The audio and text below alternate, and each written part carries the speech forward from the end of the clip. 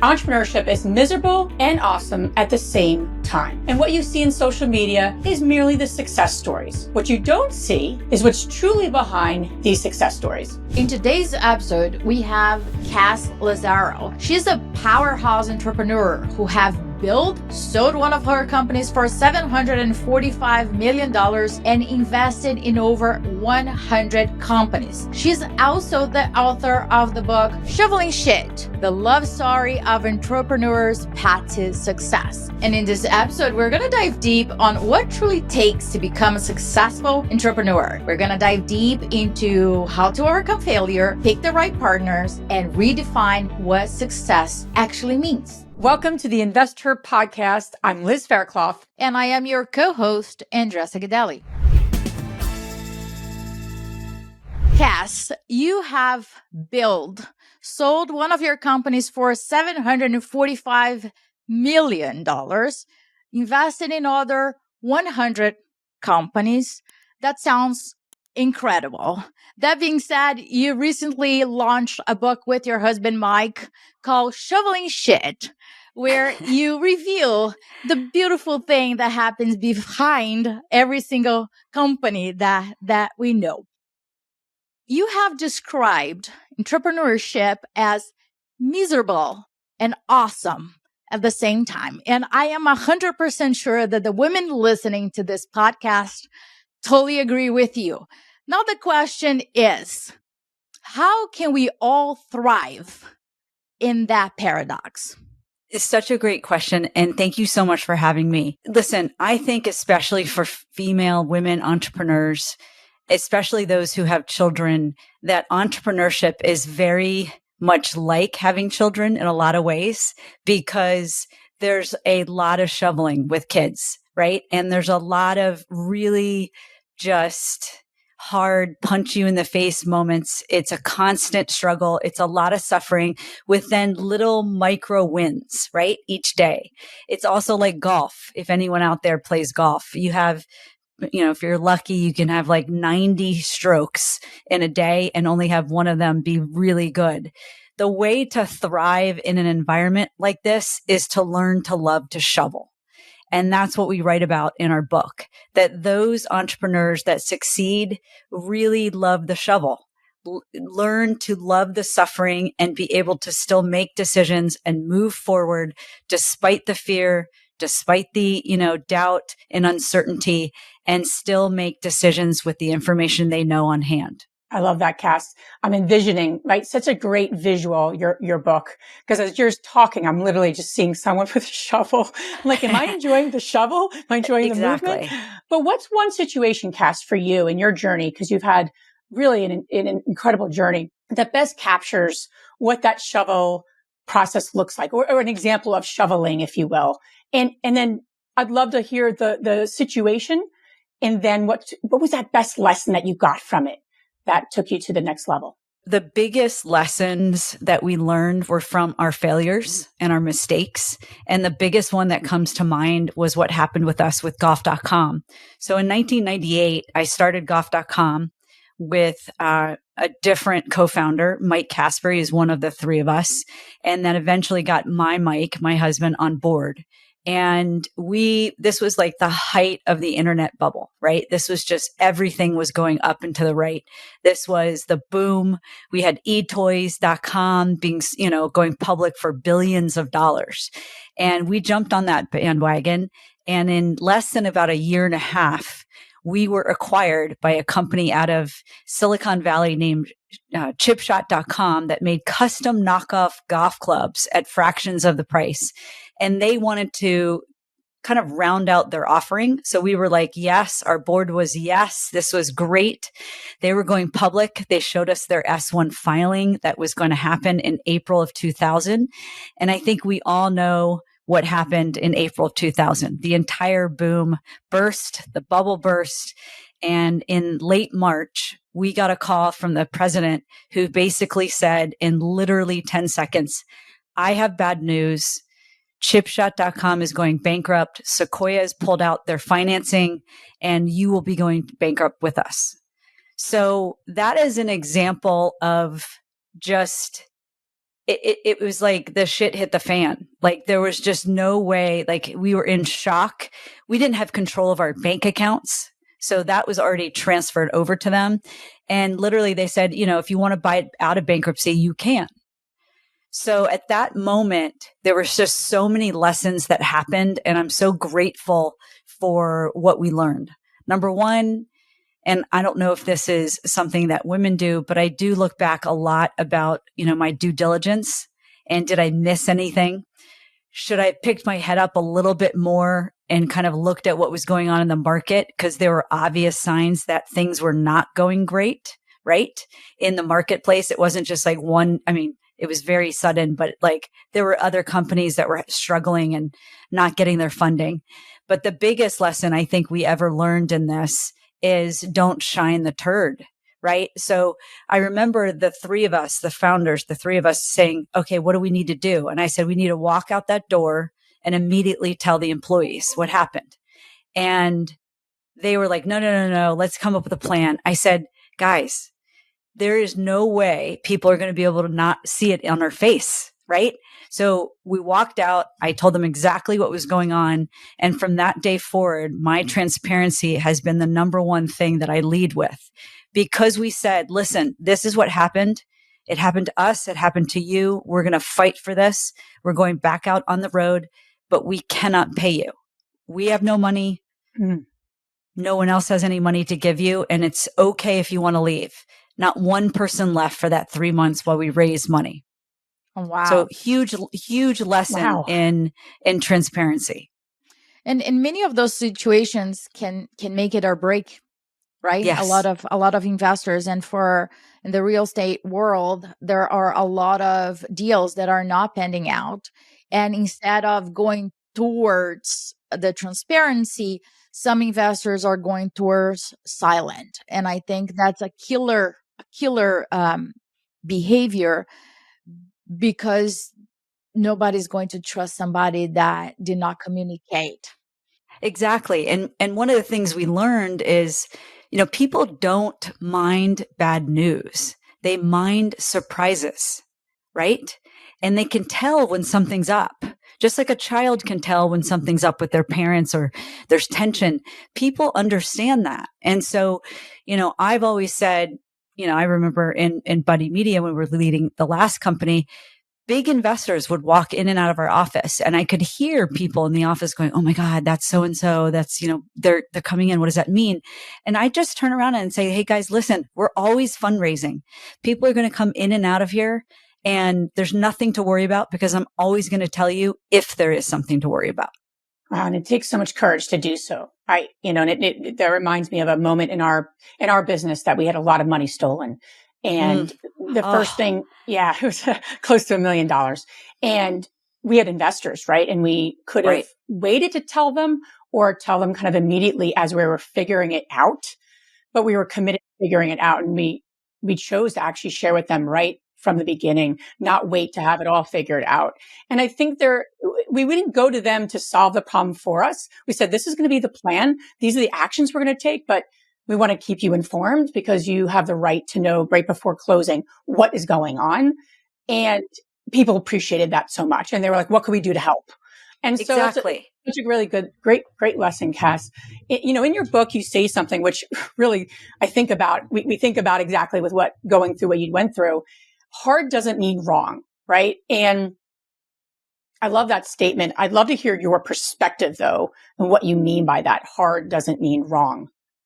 So I think there's a lot of people, especially when they're running their own business or even leading big teams, that think that when something's hard, it means that they're not doing something right, that they're not following the correct path. It's because the natural tendency for humans is to not want to stay in this uncomfortable state, right? And distress tolerance is very low for most people. I would say for women, it's much, much higher, especially for moms. Yes. So it's just a fact. I can't help it. So people start to doubt themselves, and that doubt can lead to uncertainty and fear. And then they get paralyzed, and they can't really make decisions, right? So what we say is entrepreneurship is that paradox, like you said, it's the suffering, right? Every single day, but it's also something that's incredibly inspiring. It gives you your purpose and you love it all at the same time. So hard doesn't mean you're doing something wrong. It actually is where all the growth happens. That's usually where you find your purpose, is in the hard moments, and you find your strength. I couldn't agree with that even more. Sometimes the women come to us expressing how hard it's been to build a team, and they just fire somebody and they had to, train somebody that just walked out and didn't work. And we're like, congratulations. They're like, no, I don't think you heard me right. I've been through hell the past month. And we're like, congratulations, you're expanding your capacity to grow. And when we are in the midst of it, it really sucks. And we can't, we're like, take me out of this pain, right? But and you were saying, like, you look back, Liz and I have this habit of debriefing things that work and things that didn't work. It really like taking our egos out. It really like looking at the things that the signs were there. We sometimes ignore the signs, or we're like, we'll make it work, or we'll pound it through, right? Yeah, we Right. pound it through, or we really want to close on this deal. Should we go through it? As I think we get more experience, where we can't ignore those lessons. Otherwise, we're going to be committing the same lessons. But I want to talk about something here that a lot of women try to avoid mistakes as they start growing their business. And you say something here that success doesn't come from being the smartest person in the room, but from making the least bad decision. So what does that like to you in practice? So, however anyone defines success, and I will say that there is definitely way more of a microscope on women entrepreneurs and women in general. So I want to throw that out there, that it's a little off balance there. But, to be a successful entrepreneur, you are going to have to make very hard decisions. They're not always going to work, and you're going to have to pivot, right? When they don't. And those aren't mistakes, right? Like, those to me aren't failures. People who succeed as entrepreneurs are ones that look at this like, okay, I pivoted and now I'm one step closer to figuring out where I'm supposed to be, or figuring out what that customer wants. So your job is to make a series of bad decisions, right? But the bad decisions lead you closer to your success. So you get up and you keep moving forward. Kass, why do you think a lot of people stick with their first plan and avoid pivoting for too long? They're like, no, that's the plan. I put a lot of effort into this. This is my path. And they look at pivoting as you mentioned, like as a failure, that their plan didn't work. Why do you think that we should still try so long on the same path and keep hearing detour, and we're like, ignore? It's because your ego is having a conversation with your gut, and your ego is winning. So every time that, and I do think that people do get that gut feeling, this is not working. And I would absolutely urge every entrepreneur out there that when they're going and working toward their goals, they also know what success looks like. They've defined it even before they start working on their goals, because that is a good gut check, right? When your ego and your gut are talking and you're like, God, I know something's wrong. No, but I've already told all my friends and family, this is what I'm doing. Or I've raised money with investors and I've told them I'm doing this. And that ego is just taking over. You have to have mechanisms. And part of that is data. Okay, I said I'd have 5 customers. I have 0. So I'm not successful, right? So that your ego can get like put in check. The other part is, if you have a gut check, it's usually right. When has anyone said, oh my gosh, I wish I didn't listen to my gut? No one says that. So it's really about again, sitting in this storm of uncertainty and fear and being able to listen to all the data that's around you and make the best decisions and make them quickly. Because as an entrepreneur, you are trying to go from a startup to a company. So that's your job. And you need to do that without spending all the money, right? And so many women that we've seen in our community struggle with trusting themselves. They struggle with listening to themselves. And so I think there are women that are listening right now that could be saying to themselves, I'm not sure who's talking. Is it my ego or is it my gut? Because they haven't practiced truly trusting and listening to themselves and then acting upon what they're getting inspired to do. What do you say to those women? So I say to those women that no matter what you're doing, no matter what your business is, you have to figure out what your big rock priorities are. So we look at priorities and like how a company grows as you have a jar, you have big rocks, which are the things you have to get done, pebbles, which are things that definitely need to be on the list, but not right now, and sand, which is like, okay, payroll and paying the rent. How are you going to fit them all in the jar? If you put the sand in, then the pebbles, the rocks don't have any room. You have to focus on the big rocks.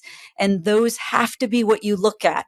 We literally tell every single entrepreneur, put it down on paper. You have 3 big rock priorities. What do you need to do to hit those? And every day look at it, because then you know, and if you've actually done the work to say, okay, for these 3 goals, this is what success looks like.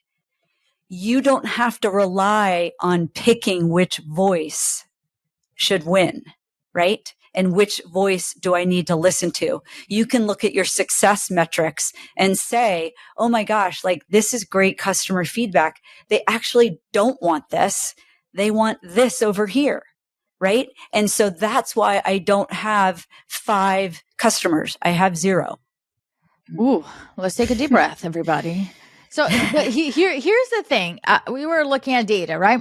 2023 alone, 5.5 million new businesses got started. So in the midst of all the shoveling shit, some people still believe that that is the best thing after invention of fire. But not everybody should be an entrepreneur. Do you think that this urge to become entrepreneur got glamorized by social media? Is that what's happening, or what's happening? 1,000%. I mean, I would say, like, look, we all know that social media is, has kind of ruined mental health and democracy, right? So it's obviously going to ruin what everyone thinks about anything. So in a lot of ways, what you're seeing is these wealthy billionaire entrepreneurs that are, in front of their, I don't know, their fancy cars, but they live in the basement with their parents, right? That's the truth. So yes, lots of people glorify what it takes to be an entrepreneur. And our book is about demystifying that glory, because it is about hard work and there is no shortcuts. There are no shortcuts, right?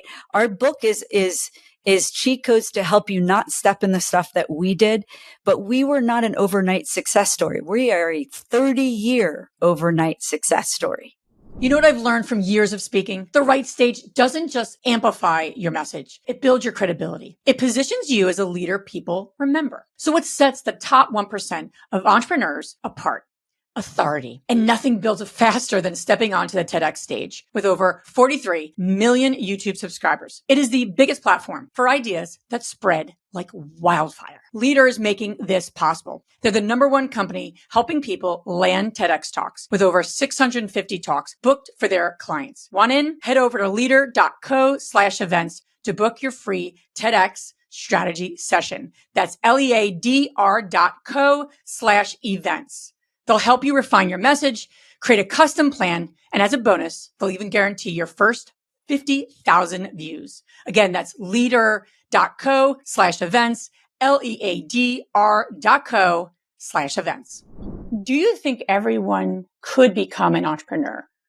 So I think my husband and I differ on this answer, and I will tell you why, but I do think he is right about one thing, and that is we are all born as entrepreneurs where we are trying to get what we want met, right? So as babies, we are our own entrepreneurs. I'm hungry. I'm tired. I need a diaper changed. System, society does kind of beat it out of, kids in terms of sit down. This is what you should do. This is how you should be. So I do think that there is a lot of nurture that doesn't help us and help people to become entrepreneurs. But I will also say this. I think people, in my opinion, fall into two categories. They're either operations and execution like people, or they're big dreamers, vision, and product people. And you know them immediately. Those people are up in the sky. We're down on the ground, right? So can everybody be an entrepreneur? There's no way I could come up with ideas without someone who is a visionary. And I don't think Mike and visionaries can do much without an operator. So if you fall in those two categories, we always tell everybody, co-partner with somebody else, co-found a business with someone else that doesn't have your same skill set. In talking about partnerships, we always share with the women in our community, you tend to partner up with people that are exactly like you. And if you're bringing the same skill set to the table, one of you are not redundant, basically. not necessary, right? Not necessary to the company. And when you are married, right, to your business partner, there's another layer. I've heard a couple of things that investors did not invest with you and Mike because you guys were married, and they walked out of the room without even saying goodbye.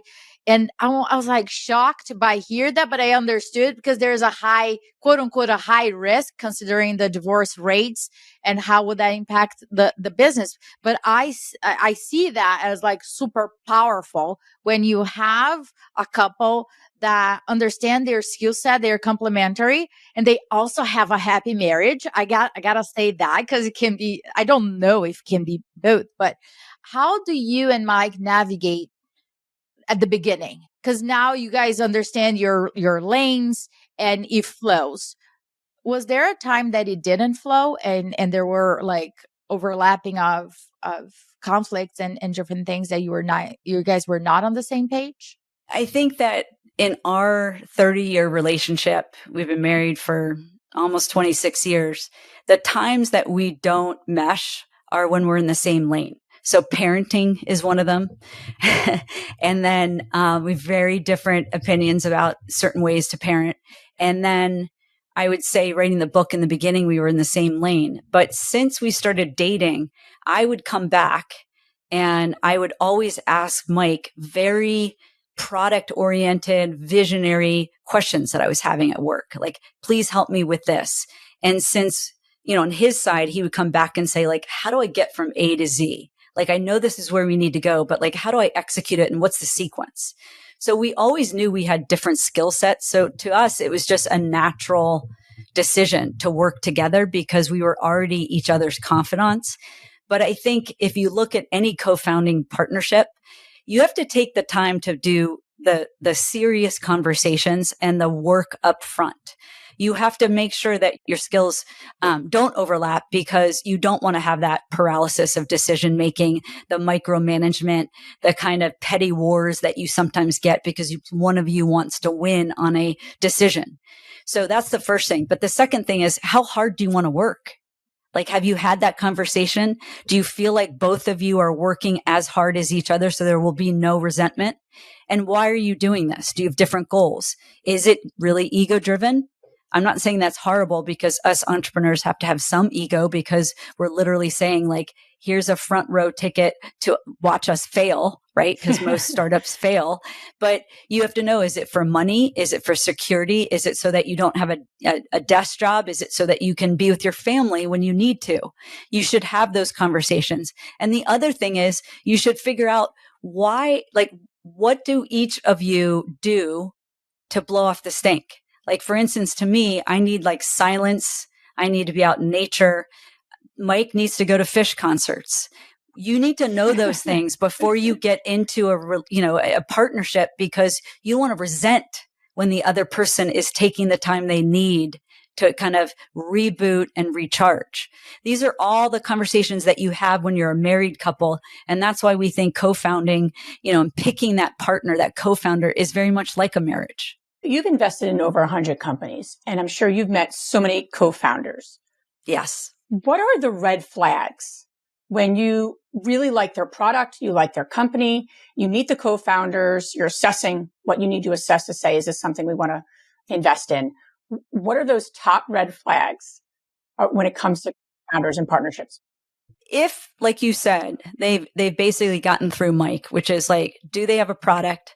Is the market big enough? Because very, very few companies, if any, can build a big company in a small market, right? Do they understand how they're going to ship it, deliver it, market it, all that? And they understand the unit economics, right? Like in general, does it make more than it costs? If they get through that, when they get to me, I'm looking for, do they have overlapping skills? Are they humble? Are they respectful and in awe of their other co-founders' strengths? Right? And skills that they bring to the table. And then do they know what they don't know? That's like my biggest thing. If people don't know what they know and they try to answer every single question, this is not going to be who we're going to invest in. I want humble people that say, look, we fill, let's just call it, the technology and the sales side. We are those two co-founders, and we're going to build an extraordinary team that fills in the rest of the gaps because we don't have that expertise. So that's kind of like my big red flags. I was speaking with a friend of mine yesterday, and she's considering going in a business venture with somebody that she's highly respect. And I was talking to her about how can you vet when things go wrong, how people will react, how people solve problems, how people deal with conflicts. And so far, she didn't get to experience that in any of their interactions throughout the years. So what would you say to her? How can you vet before shit hits the fan? Is there a way? Well, again, like you're talking about her co-founders, or are you talking about other teams? A possibility of co-founding a company, or it's like a joint venture agreement. Yeah, it's really, really hard. And that's why we say it's almost like you've got to sit down and have multiple long conversations in which you're both asking each other about conflict. What's your vision of a team? What does a partnership look like? Are we friends? Are we able to take each other's criticism and not take it personally? Things like that. Because Mike and I had those conversations. I said, look, if we're going to work together, I am going to say this sucks, or, you're not moving fast enough. Cause I don't have any kind of filter when what does he always say? I am aggressive, not passive aggressive. And so, I never heard that one. I like that. Yeah. Aggressive. And I said to him, somebody says you're aggressive, Andressa. I'm like, no, I'm not. I am aggressive. Yeah, exactly. New one. That's good for you, Andressa.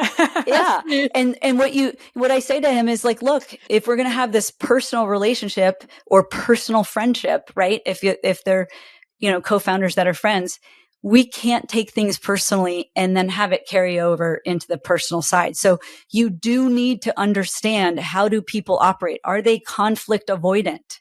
You do not want a co-founder that is conflict avoidant, right? That's never going to work. Okay. Do you want someone who thinks they have a ton of the answers or all the answers? No. Do you want someone who's doing this for fame? Fame? Are you kidding me? No. Things like that. So if it were me, I would tell her, have the uncomfortable conversations. Almost do an exercise as if you were doing like a matchmaker, where you're literally dating the person before you say yes and sign those papers, those binding documents of being co-founders. Yeah. And be able to have multiple conversations, right? It's like this doesn't happen overnight. No, you hear it though. Like, oh my God, my friend and I were just thinking like, this is a great thing. And so we did it, and now we're kind of stuck. And you're like, well, wait, why did you do it before you thought through everything?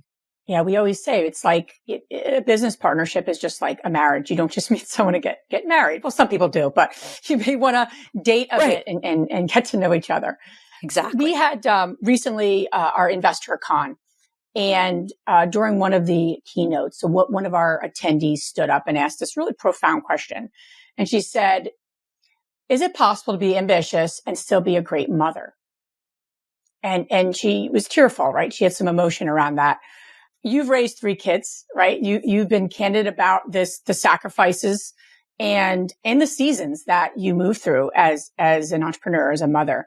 So what would you say to the entrepreneurs, the women that are listening, that are in the thick of it, and they have those moments? Can I have both?